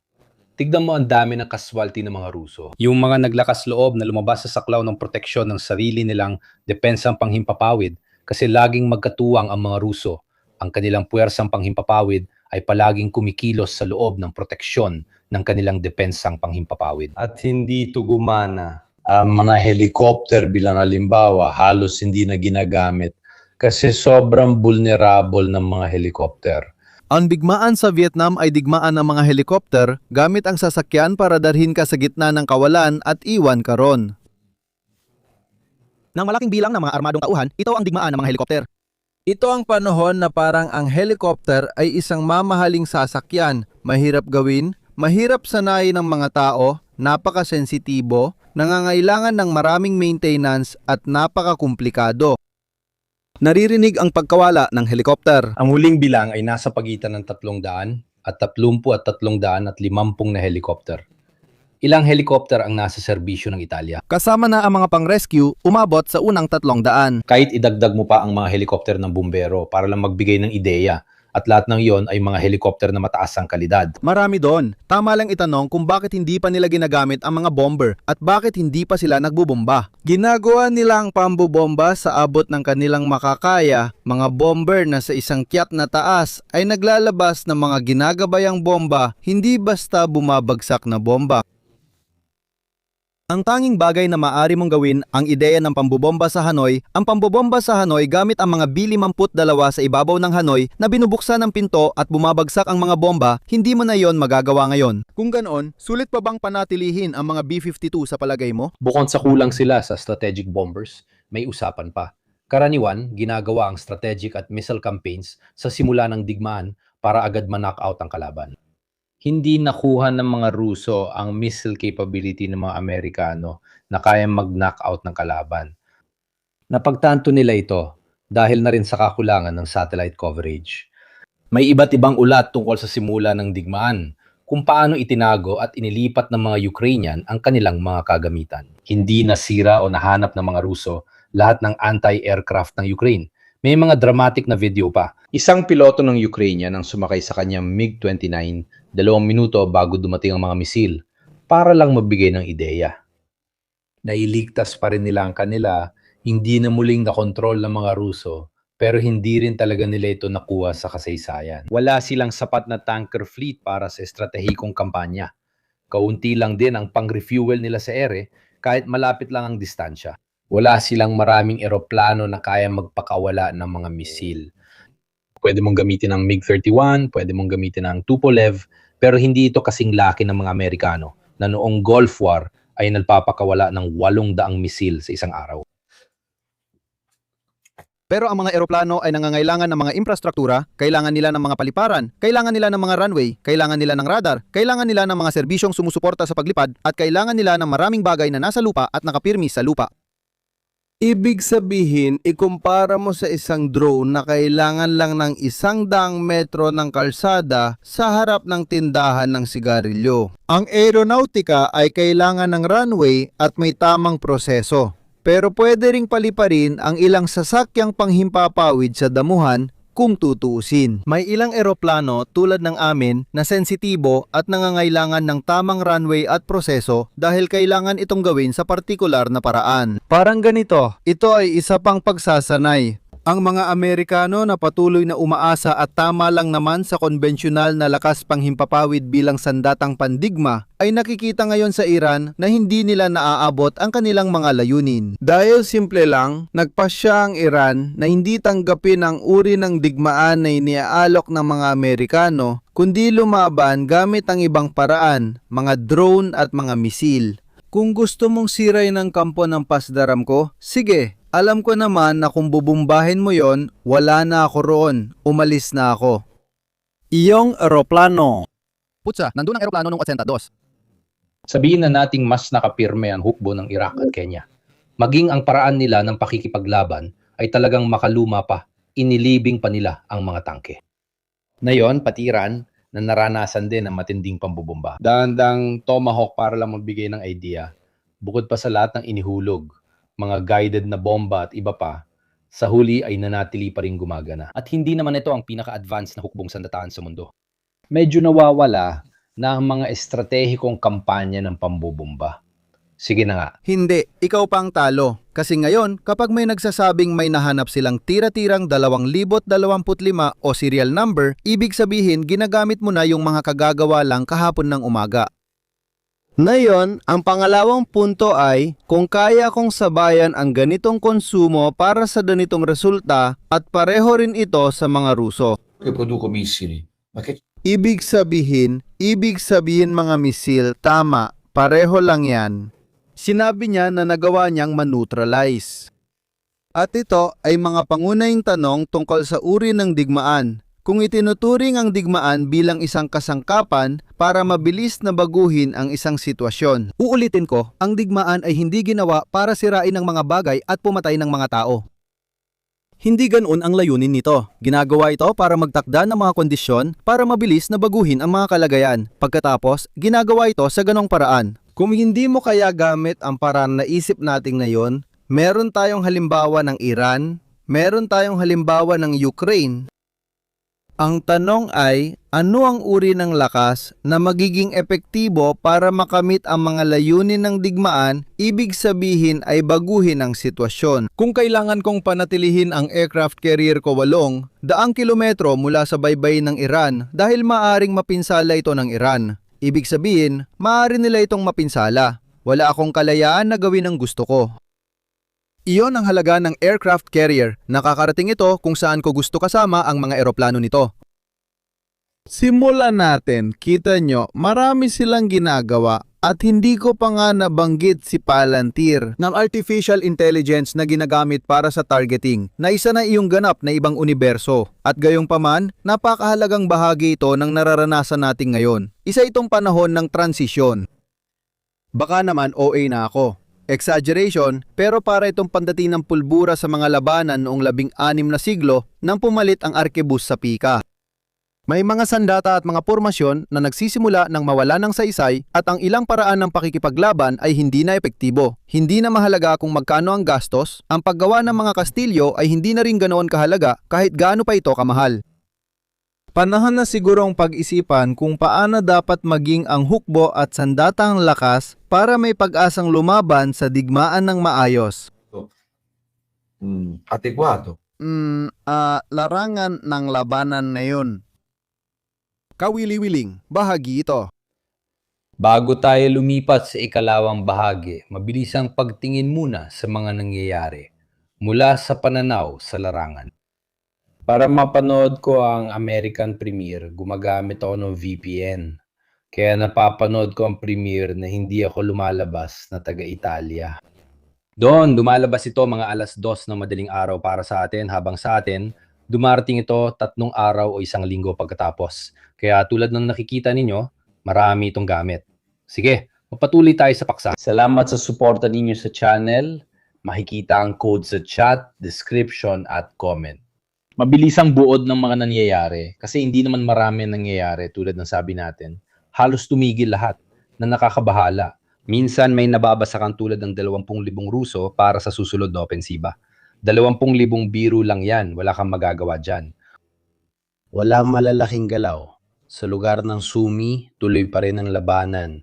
Sa lugar na yon, sa hangganan, sinusubukan ng mga Ruso na gawing lungsod sa frontline ang Sumy para magdulot ng stress. Pero nadududa ako na gusto nilang sumugod para sakupin ang isang malaking lungsod tulad ng Sumy o Kharkiv, lalo na sa nangyayari na yon sa Kostiantynivka. 2 taon at kalahati na, naririnig ko ang mga tao na nagsasabing nabasa nila sa chat na kinukubkob ang Kostiantynivka ng 20 metro araw-araw. 20 metro lang yon sa isang araw at nababawi rin kinabukasan. Ano bang gusto mong kubkubin? Wala namang nakitang pagkakakubkob sa digmang ito sa magkabilang panig. Dahil lang kasi sobrang bagal lang galaw, kaya maliban na lang kung ikaw ay nasa koma, mahirap kang mapaligiran. Kaya lahat nangyayari sa sistematikong paraan, dahan-dahan, napaka-predictable, at kaya naman hindi maiwasan na napakalaki ng kapalit, walang sorpresa para kanino man. Ibig sabihin, nabubuo na lang ang mga nakausling bahagi ng frontline at Bedopi dahil lang sa pag-ubos ng lakas. Kahit sa lugar ng Kharkiv, gaya ng nakikita ninyo, Vovchansk, Kupiansk, na ang mga pagbabago ay palaging halos pareho, wala, natatalo na. Dati, halos nawala ang maniobra sa digmaan na nagdulot ng malaking gastos sa tao at sasakyan. Gaya ng nabanggit sa simula ng live, umaabot na ang interdiksyon hanggang 100 at 60 kilometro sa likuran. Ano pa ang nais ninyong ayusin sa pag-atake? Ang mga pagbabago sa liman ay halos wala. Hindi ko pa kailanman nakita ang digmaan sa Ukraine na ganito kapirme gaya nung nakita ko ngayong taon. Ito ang animated na mapa ng mga pagbabago sa paligid ng liman nitong huling 5 buwan. È impercettibile. 5 buwan, makikita ninyo ang petsa sa itaas na kaliwa. 5 buwan, hindi ito opinyon. Hindi pa ako nakakita ng fronting ganito kapirme tulad na ngayong taon. Ito ay para bigyan kayo ng ideya. Pumunta tayo sa Siversk, ang nag-iisang gumagalaw na lugar. Maging ang mga Ruso na nilagyan ko ng link ay nagsasabi, Sa pinakamagandang kaso, abot lang tayo sa abot ng infantry para sa Sloviansk, bandang huling taglagas ng taong ito. Good luck sa pakikipaglaban sa taglamig kung darating ulit ang isang taglamig na katulad ng nakaraang taon. para sa pagsakop ng Sloviansk at Siversk, pero ang mga lungsod na yon ay 4 o 5 beses na mas malaki. Sa tingin ko, hindi naman nakakagulat sa totoo lang. Pinag-uusapan natin ay mga taon. Kostiantynivka, napapalibutan. Hindi. Para malinawan, Paolo, ikaw na ang magsalita.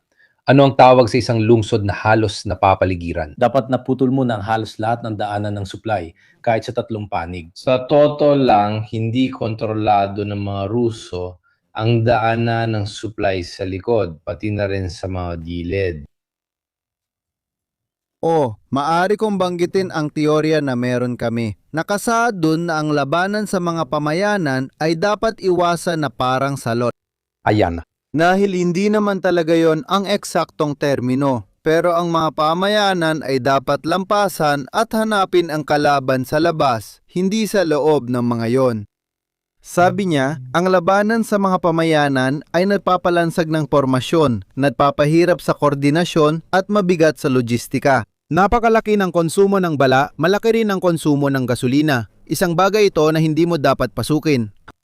Yung halos napapaligiran o kung napaligiran ka na. Isang maliit na halimbawa, Stalingrado. Ang Stalingrado ay halos napapaligiran maliban sa bahagi na nakaharap sa ilog.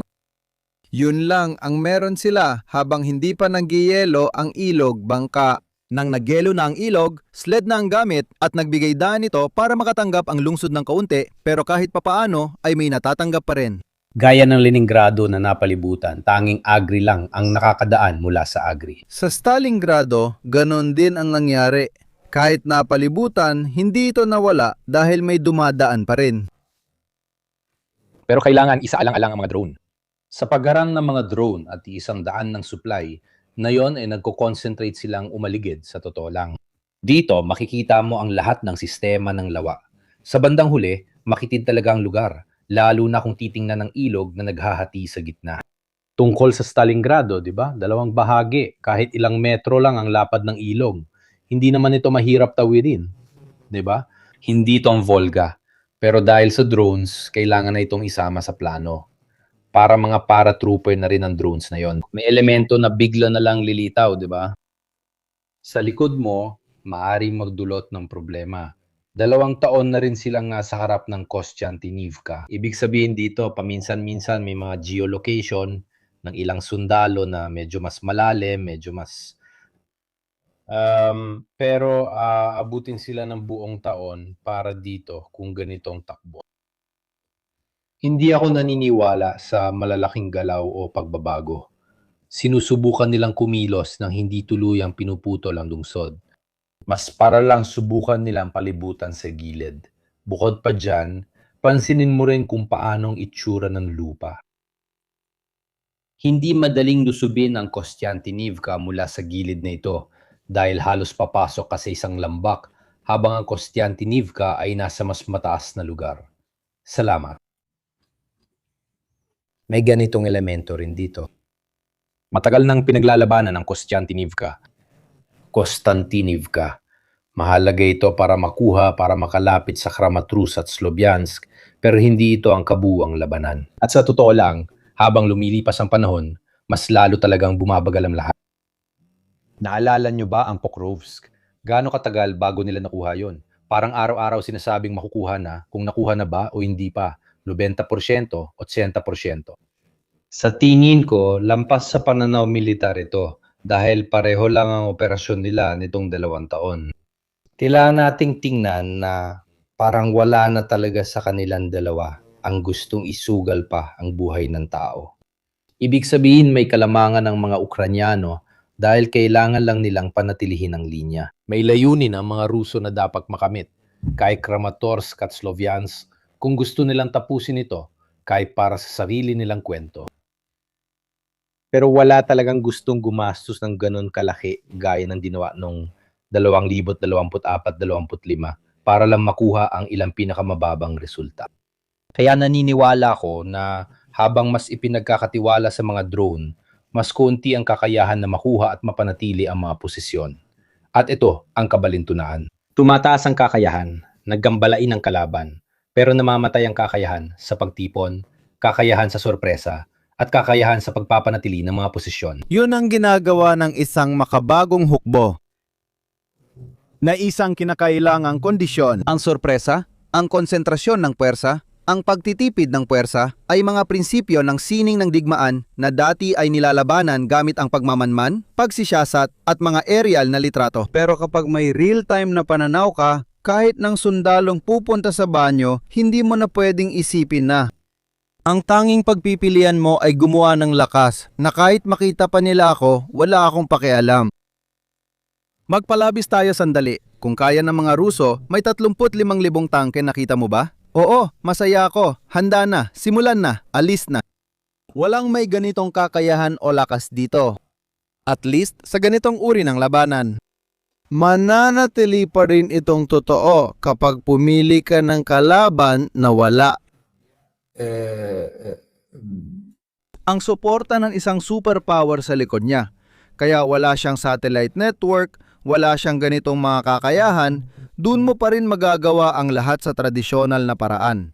Kaya sabihin natin na ang mga digmaan na iniisip natin, yung may manyobra, may sorpresa, at may mabilisang operasyon ay may bisa pa rin. Kung makatagpo ka ng isang tao na talagang nag-iisa at walang kasama, Oo, inuulit ko, pagdating sa mga Iranian, kapag may mga Ruso at Chino na nagpapadala ng 4 na litrato at sinasabing, tingnan mo kung ano ang ginagawa ng mga Amerikano, dun pa lang mas nagiging mahirap na.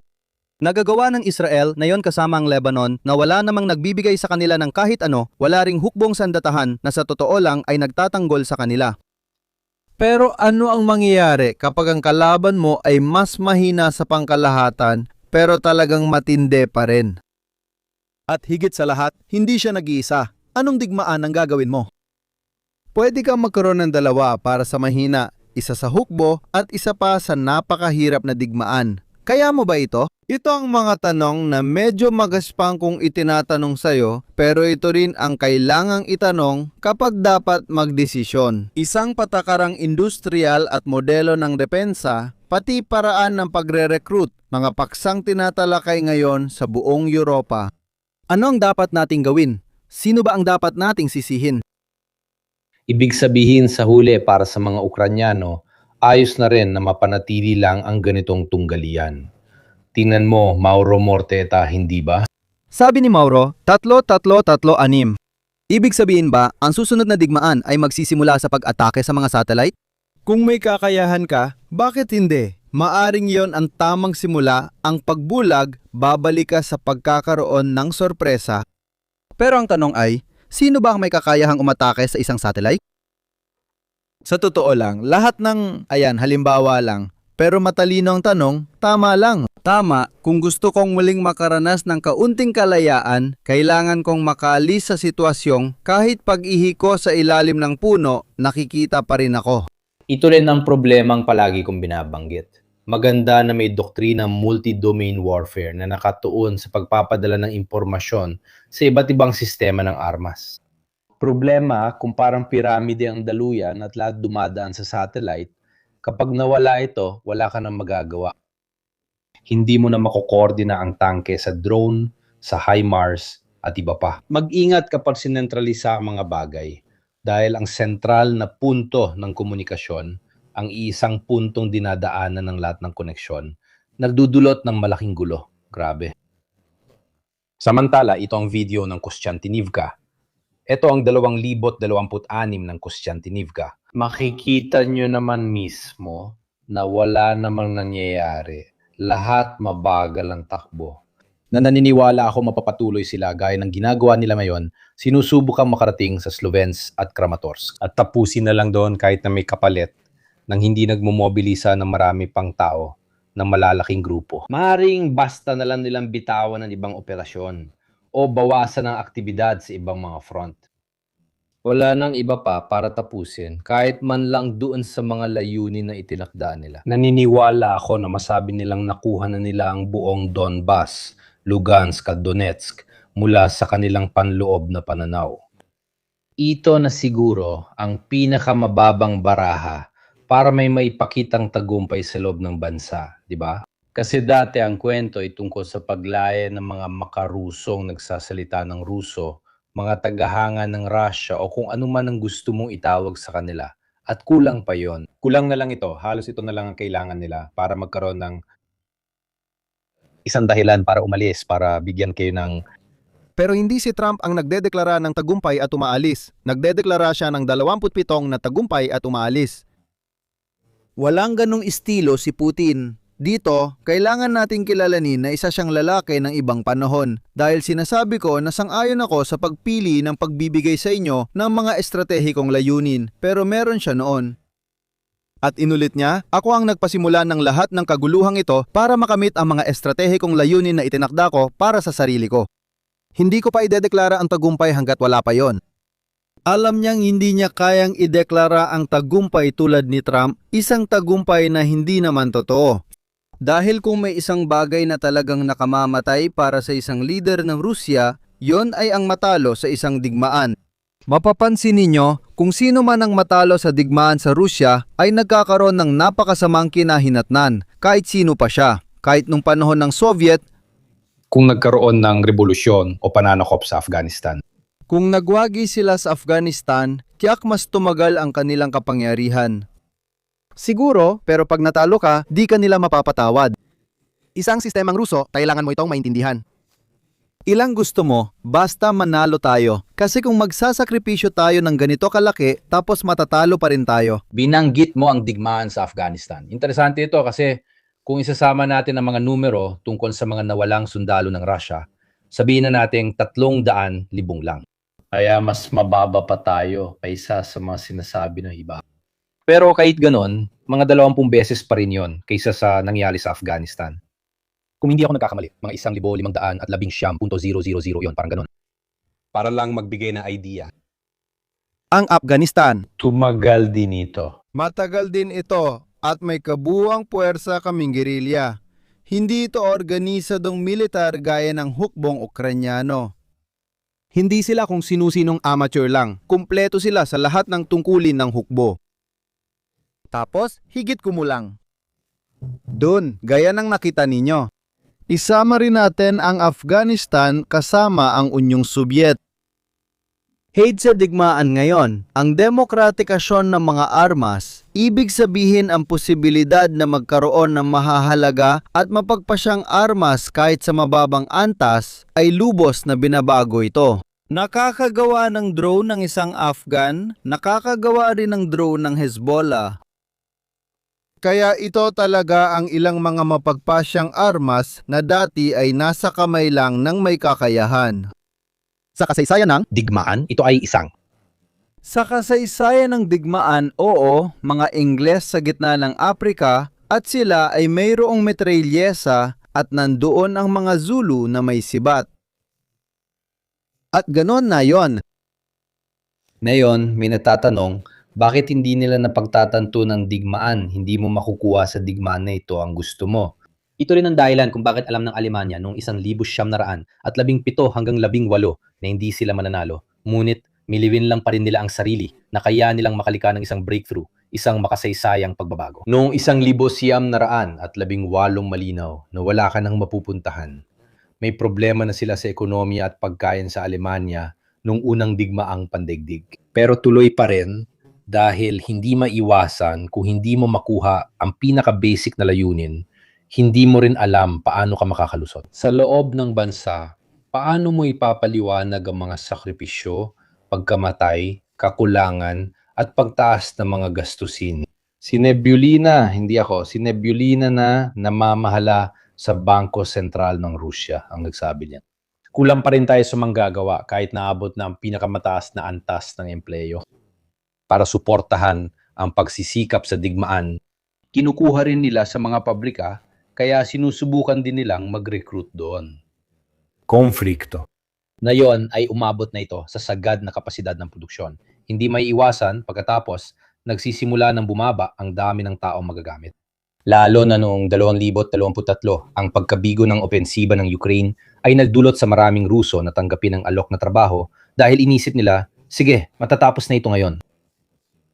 Lumipas ang 2024, lumipas ang 2025, nandito na tayo sa 2026.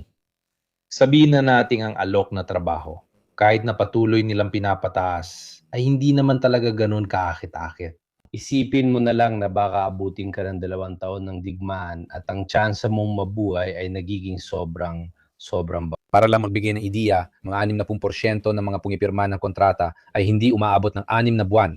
6 na buwan hanggang 1 taon ang karaniwang itinatagal ng buhay nila. Para lang magbigay ng ideya, ito ang mga linyang depensiba. Dahil bumagal ang digmaan na yung taon, sinamantala ng mga Ukrainyano ang pagkakataon para gumawa ng dagdag pang mga linyang opensiba. Para lang mabigay sa inyo ng ideya, nandito tayo sa bandang Kostiantynivka para magkaroon kayo ng ideya. Ang mga Ruso ay nakalusot sa tinaguriang sikat na paglusob na 20 kilometro na sana ay magpapalampas sa linya ng depensa ng Ukraine. Ang huling anyo ng paggalaw, nakita ito. Nagpatuloy ang mga Ukrainyano sa paggawa ng dagdag na linya, lampas Kramatorsk at Sloviansk. Habang gumabagal, dumarami ang linya ng mga Ukrainyano. Kaya ang mga Ruso ay nakalapit ng husto sa pag-abot sa mga linya ng depensa ng mga Ukrainyano habang hindi pa ito ganap na tapos. Ngayon, marami na silang nagawa na dati wala. Para magbigay ng ideya, narito tayo sa itaas ng Pokrovsk. Talagang marami silang ginagawa ngayon. Kulyay, huling 2 lugar, Kulyay-Pol, na isa sa mga lugar na tinamaan ng mga kontra-atake ng mga Ukrainyano na siyang nagbago ng sitwasyon. Ibig sabihin, lahat ng lugar na ito ay nakuha ng mga Ukrainyano, nabawi ng mga Ruso, lugar na pinag-aagawan at iba pa. Nangyari lahat ito sa nakalipas na 4 hanggang 5 buwan. Nabawi ang karamihan sa teritoryo na sakop ng mga Ruso hanggang Ternovate bilang halimbawa. Makikita nyo kung gaano kabilis silang sumusulong sa digmaang ito. Sa Panipe, hindi lang si Guderian kasama ang 7th Division, kundi si Guderian at Romer kasama ang 7th Division. Halos na abot na nila ang mga linyang depensiba ng Ukraine sa lugar ng Zaporizhia. Halos malampasan na nila ang mga iyon. Pagkatapos, biglang dumating ang napakalamig na taglamig at naiipit sila sa putikan. Noong panahong iyon, kung matatandaan ninyo, 1 o 2 buwan pa lang nakalipas, lahat ay nagbamapa ng teritoryong hindi pa matatag at inaangkin ng sigurado mula sa isang panig. Kahit hindi pa ito totoo hanggang ngayon. Hindi pa rin lubos na nababawi ng mga Ruso ang lahat ng teritoryong nawala sa kanila nitong mga nakaraang buwan dahil sa mga pagsalakay. Ngayon, nitong mga araw na ito, bumalik na naman sila sa pagsalakay sa bandang Ternopil na medyo mas hilaga ng Kulia at Pole. Para magkaroon kayo ng ideya, ganito ang galaw na sana ay malampasan ang posisyon ng mga Ukrainians sa Orihiv. Ganon din sa Kamyansk na kulay asul, yun ang lugar na narating ng mga Ruso, umabot sila hanggang sa pagsalakay sa Kryhorivka at ang kulay asul ay ang mga lugar na nabawi ng mga Ukrainian. Sa mga nakaraang buwan, kung titingnan mo, ang kabuuang resulta, kaya nga nagdalang mga Ruso ng mga bagong puwersa nito mga nakaraang linggo sa lugar ng Kamyansk na kasalukuyang inaatake. Ngayon, ang mga Ukrainyano na ang sumusugod sa Kamyansk, samantalang dati ang mga Ruso ang lumalabas mula sa Kamyansk at Stepnokis hanggang Hilaga. Halos nabaligtad na kung sinong pumipresyon kanino. Siyempre, gusto ng mga Ukrainyano na itaboy, pabalik ang mga Ruso marahil sa timog na pampang ng Kamyansk at ibalik ang linya sa ilog. Ito ay para ipakita na kung gagawa ka ng kabuuang balanse na yung taon, sa pagitan ng mga kilometro na nawala at mga kilometro na nakuha, kung titignan mo, bahagya silang nasa positibo ang mga Ruso. Pero kung noong nakaraang taon, bago magpasko, ay pinag-uusapan ang mga pagbabago na 20-40 kilometrong kwadrado kada linggo bawat sektor para sa mga Ruso. Pero ngayon, 1.8 at 1.6 na kilometro kada linggo na lang. Bumagalito sa mga antas na hindi natin nakita sa halos 3 taon, 3.5 taon, para lang magbigay ng ideya. Kaya talagang minimal lang ang mga pagbabagong ito, hindi ang mga drone ang pangunahing dahilan. Ibig sabihin, Kahit sa gitna ng sakuna, pwede mong gawin ang mga pagbabagong ito, hindi natin ito nakita sa kanlurang front nung 17 mga ganitong bagay. Uulitin ko, isang tanong ay, ang susunod na digmaan ba sa pagitan ng mga kapangyarihan o matitibay na estado ay magiging ganito rin o ito ba ay isang eksepsyon? Ngayon, nagmamadali ang lahat bumili at gumawa ng drone at ang digmaan ay nilalaban gamit ang mga tirador. Stupidaggine. C'è chi va Anong aral ang itinuturo ng kasalukuyang digmaan ng Russia at Ukraine? Anong aral ang ibinibigay ng kasalukuyang kampanya ng Amerika sa himpapawid sa Iran? Meron. Ang tema ay malakas na estado laban sa gitnang estado na mga 60 hanggang 70 taon na ang nakalipas ay hindi man lang magiging laban kung ang Rusya ay sumugod sa isang bansa. 60 taon ang nakalipas, lulunukin lang nila yon, parang ganon. Nung sinubukan nila sa Finlandia, tandaan na sinakop ng Rusya ang kalahati ng Finlandia noon. Iyon ay ang Rusya pagkatapos ng ikalawang digmaang pandaigdig, ganoon din. Ngayon naman, kapag nagsimula siyang magsabi, ibig sabihin, isang makapangyarihang bansa na gumagastos ng napakalaking pera para sa militar, para patunayan at ulitin na isa siyang makapangyarihang bansa. Kapag tinawag naman siyang gamitin ang lakas militar na ito laban sa isang kalabang nasa gitnang antas, nahihirapan ito. Kaya ang tanong, gaano kalaki dapat ang kapangyarihan para siguradong magwagi? Anong bahagi ng GDP ng kapangyarihang yon ang dapat gamitin? sa palagay ko, mula sa potensyal na meron ka, kailangan mong ilabas agad sa mga unang araw hanggat maaari. Para maipahayag, pero tingin ko mas matalino ng kaunti ang mga tanong na ito kaysa sa halimbawa, Pasensya na Paolo, kung para sa potensyal mo, gaano karami sa potensyal na yon ang kaya mong ilabas sa unang 72 oras. mailabas? Oo, eto. Saang parte ng mundo ka malapit sa sarili mong teritoryo? Nagkaroon ng pagtatalo sa pagitan ng mga Canadian at Amerikano sa sarili nilang teritoryo tungkol sa hangganan. Ang 9,000 kiime na hangganan nila ang pinakamahaba sa mundo. Nasa ibaba ang 400 milyong Amerikano at sa itaas ang 30 milyong Canadian, kaya kakaiba ang sitwasyon. Pero kung kailangan mo magsimulang kumilo sa komprontasyon laban sa Tsi na tatawid ng dalawang karagatan, may potensyal ka. Pero ano talaga ang kaya mong dalhin sa kabila? Tama nga si Paolo, yan ang napapakita ng kaibahan. Ang mga Chino ay may malaking kakayahan na magdala ng lakas. Sabi ng mga Tsino, ginagawa nila ang malaking hukbong dagat. Tanong ko sa hukbong dagat ng Tsina, pwede ba akong magtanong? Oo. Pero ikaw, Chino, ilang base meron ka sa Pasipiko? Malalaman mong ang tanging bus ng hukbong dagat ng Chino sa labas ng China ay parang kalahating daungan lang sa Djibouti at sa lahat ng iba pa, kahit anong mangyari sa'yo sa Pasipiko, kailangan mong bumalik sa China. Lahat ng ito ay mga bagay na dapat pagtrabahuhan. Para sa akin, mas interesante ito kaysa kung sino ang nanalo o natalo. O pagtatrabahuhan natin ito. Ito ang mga ito noong 2026 sa harapan ng Zaporizhio. Makikita nyo ng malinaw kung paano nagbago ang lahat. Para sa akin, ang pinakamalaking problema ay kapag hindi mo nailagay sa tabi ang kalaban. Sa unang buwan ng digmaan, halos narating na ng mga Ruso yon, pero naging matigas ang ulo nila sa ideya na makarating sa Kiev. Umabot pa sa puntong inilipat nila, pati mga hukbo mula sa ibang mga front. Malamang ang kakayahan, tapos malamang ang kakayahan, sabihin na nating na mga profesional ay napalitan ng mga namobilisa.